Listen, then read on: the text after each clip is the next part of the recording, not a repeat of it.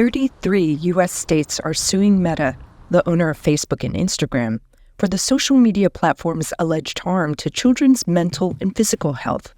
In seeking to bolster profits, Meta has repeatedly misled the public about the substantial dangers of its products. It has concealed the ways in which Instagram and Facebook exploit and manipulate its most vulnerable consumers, teenagers and children. Attorney Matthew Bergman filed earlier social media cyberbullying cases that are now part of the multi-state lawsuit. He says social media platforms are dangerous for young people, less because of their content and more for the way they're designed to promote addiction.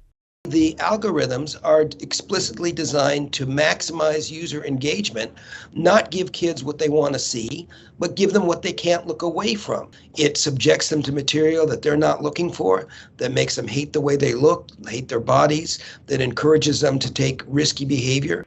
For its part, Meta says it offers some 30 tools and resources to help teens safeguard their privacy and well-being, including protections against unwanted contact. So when an adult tries to message a teen who doesn't follow them, they'll see a notification letting them know that messaging the teen isn't an option. Critics say the social media giant could be doing more, but chooses not to. And the consequences eventually catch up with everyone, even those who worked at Meta. My 14-year-old daughter joined Instagram.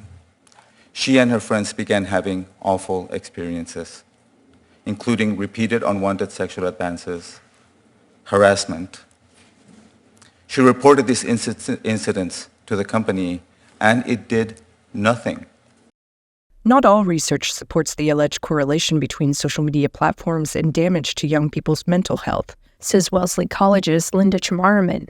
There's studies that show that there's benefits to social media use, and there's also studies that show there's no association whatsoever between your well-being and your social media use. Chamarman says her research with young people shows they want more choice when it comes to online experiences. They knew that there were these algorithms that were trying to get their attention at no matter what, and they wanted to train the algorithm. They didn't want to say, get rid of the algorithm. They wanted to say, you know what? I want you to make sure that you do show me the things that I want to see. In a separate legal action, Meta is suing the Federal Trade Commission to stop it from reopening a 2020 privacy settlement that included Meta paying $5 billion in fines for privacy violations. The federal agency says Meta has failed to fully comply with that settlement and is seeking changes to an agreement that prohibits it from profiting on data collected from users under the age of 18.